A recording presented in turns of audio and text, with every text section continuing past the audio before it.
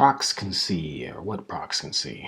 Okay, so unlike methods, procs can see the environment they're defined in. Procs are closures. Just a term to keep in mind. So let's see. So here I've got count, variable count assigned value of 0, and variable name incrementer is equal to a new proc. And here is just a simple count increment is what's going on here inside the block.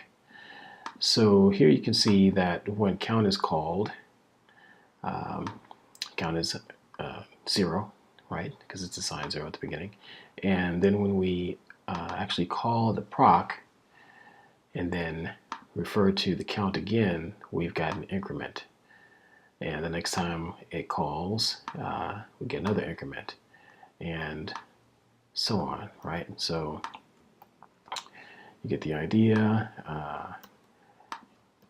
Count. Oops. Sorry, too much information there.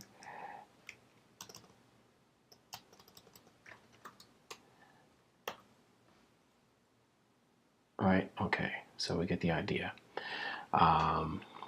So procs keep the environment they were defined in, even if they get passed into a new scope. So here I've got a method invoked 10 times, and it's going to receive some parameter, and we're going to send a proc that in its direction in a moment.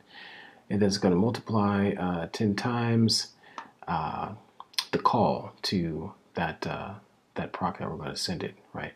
So here again we've got count, and we know the count is already 3 because of what we did up here.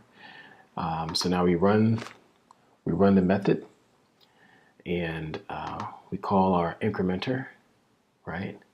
We call our proc, so we feed our proc into that method, and then we run count again. We get out 13, right? Because it's running that 10 times, so it's receiving 3, and then it's running it 10 more times, so that's going to be 13. So again, a proc can see the environment that's defined in, we call that closure, and